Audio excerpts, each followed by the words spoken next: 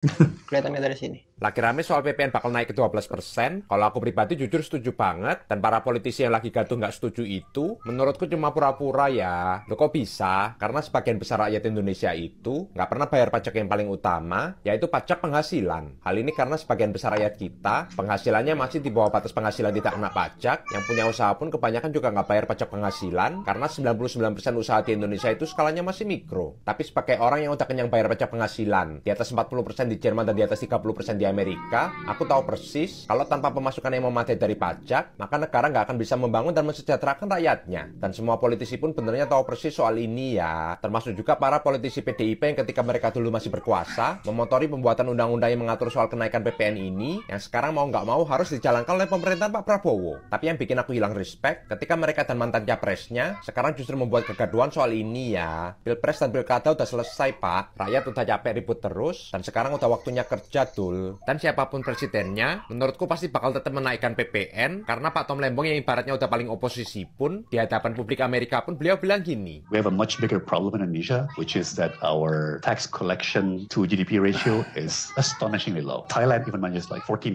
Like Philippines manages like 17%. Many European countries collect 35% of GDP. We only collect like 9, right? So that doesn't exactly give us enough funding to help the poor, to address inequality. That's something we're going to have to fix before we can do more on poverty alleviation and addressing inequality. Gimana respon Pak Guru setelah menonton video itu? Saya menghormati Akang yang itu karena memang saya juga suka penonton beliau dan termasuk saya juga tahu bahwa beliau kembali lagi ke Indonesia dan berkarya di Indonesia karena memang dari pemerintah gitu.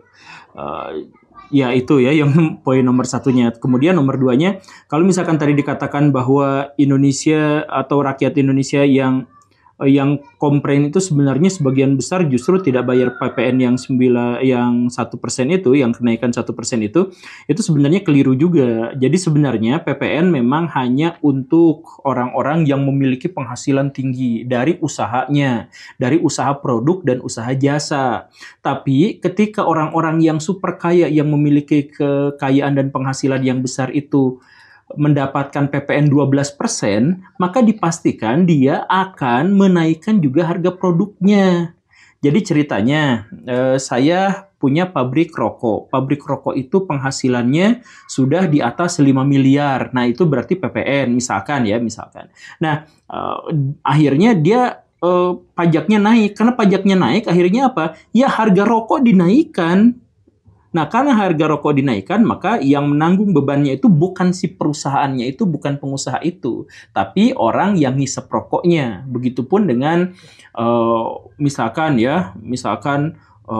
pesawat, kemudian berbagai aplikasi yang kayak gitu, ya kan itu harga produknya itu dibebankannya pada pengusaha kaya, pada orang yang sudah memenuhi kualifikasi gitu. Nah, tapi dia itu kan pasti akan menaikkan harganya, membebankan pada rakyat gitu ceritanya. Itu yang pertama. Kemudian yang kedua, jangan katakan bahwa ini sebenarnya kompornya adalah PDIP. Ya benar, ini PDIP memang menggunakan peluang ini gitu ya untuk berkampanye atau untuk apa, dan tiba-tiba PDIP itu menolak PPN padahal beliau pada waktu itu justru yang mengusulkannya gitu.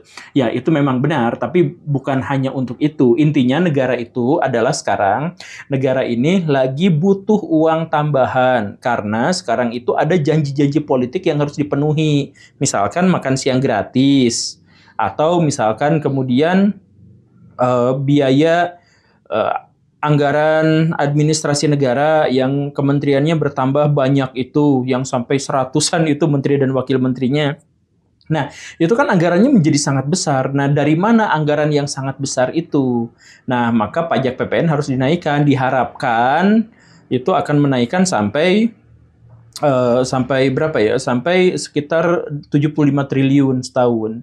Gitu rencananya. Dan jangan bandingkan juga misalkan dengan negara-negara yang sudah mapan, misalkan Amerika Serikat, Jerman 30%, 40% dan sebagainya. Ya, kalau misalkan kita datang ke Finlandia bahkan lebih dari 50% gitu si pajaknya itu. Tetapi kan di negara-negara yang sudah maju itu rakyat ikhlas untuk bayar pajak karena pajak itu disamakan dengan investasi.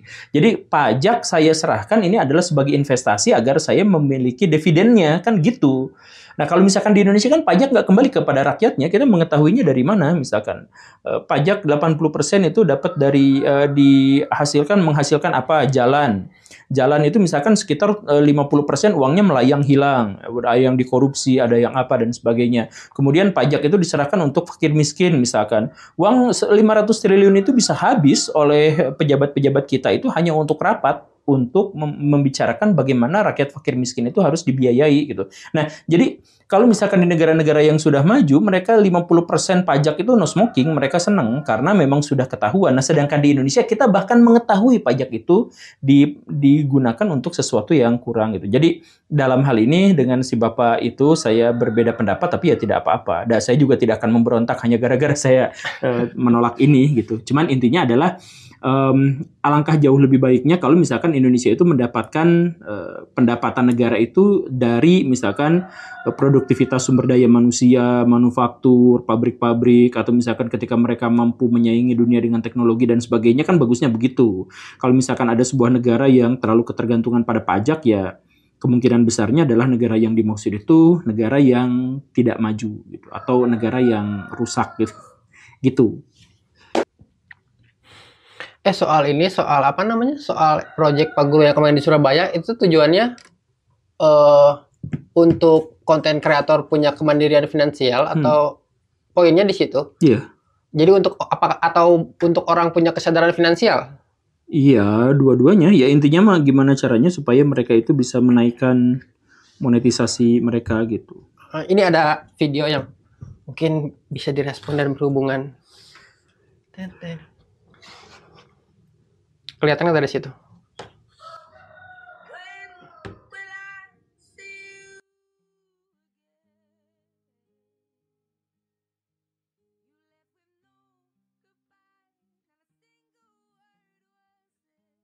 Apa lihat apa itu? Itu lagi ngoprek apa? Jadi konteksnya tuh dia sebelum gajian, hari sebelum gajian itu udah ngitung gaji sekian, pengeluaran sekian, nyisa sekian.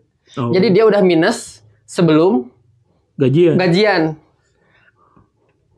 Untuk orang yang kayak Pak Guru yang ingin mencoba merubah pola pikir, apakah dengan kondisi orang saat itu di fase hidup orang kayak gitu kan pasti banyak.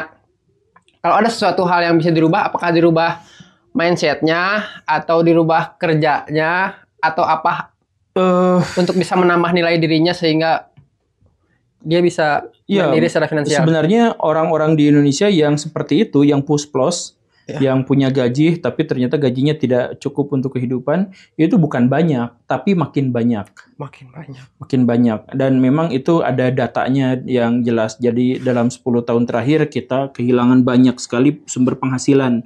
Jadi manufaktur kita banyak yang bangkrut, pabrik-pabrik banyak yang bangkrut, garmen tekstil banyak yang bangkrut. Pindah bahkan keluar Kamboja. Iya, pindah ke luar negeri, toko-toko, Tanah Abang misalkan dan sebagainya itu juga terdisrupsi, bangkrut juga, banyak yang penghasilannya tuh anjlok dalam 10 tahun terakhir ini gitu. Jadi itu memang sesuatu yang patut disayangkan dan kita juga berpikir bagaimana caranya supaya bisa menaikkan. Nah, tapi salah satu poinnya itu adalah karena memang mentalitas kita itu adalah mentalitas yang inferior dan suka minta-minta dan suka senang sama yang gratisan dan itu dipupuk oleh para politisi. Udah mah rakyat kita tuh memang kayak gitu, dipupuk oleh politisi. Jadi misalkan gini, rakyat kita itu pemalas, tidak mau berinovasi gitu ya dan lain-lain gitu. Kerjaannya tuh ngeluh aja terus misalkan setiap hari. Nah, tapi kalau misalkan ketika realitasnya seperti itu, para politisi itu kalau kampanye selalu kompak dengan satu kata yang sama. Kami akan membela rakyat, kami akan bikin jembatan untuk rakyat, kami akan perhalus jalan untuk rakyat, kami akan persiapkan sembako murah buat rakyat gitu. Jadi mereka itu menanamkan kepada masyarakat bahwa kalian masyarakat tidak bisa apa-apa dan harus tergantung pada kami karena kami bisa melakukan ini itu. Jadi janji-janji politiknya kayak gitu. Dan akhirnya diiming-imingi makan siang gratis mau. Jadi mentalitas yang jeblok itu bukan dididik tapi secara sengaja dan sistematis dibuat tetap seperti itu agar nanti ketika para politisi itu kampanye mereka bisa mendulang suara yang signifikan. Tinggal tanya aja butuhnya apa. Oh, saya pengen rumah yang ada drone-nya gitu. Ya udah nanti nanti kami janjikan rumah yang bisa terbang karena pakai drone gitu. Nanti udah jadinya terserah gimana belakangan, tapi yang jelas mah mereka gitu aja dulu gitu. Nah, jadi masyarakat kita mentalnya memang harus dibina, tapi di sisi lain ya kita juga bisa melihat dengan mata kepala sendiri bahwa mentalitas yang jeblok dari rakyat Indonesia itu dipupuk. Berarti kalimat yang pemerintah memelihara orang miskin itu bisa jadi berbagai macam arti ya. Iya, berbagai macam arti dan memang itu relevan ya. Relevan sekali itu. Gitu ceritanya ya. Segitu aja Pak Guru untuk hari ini.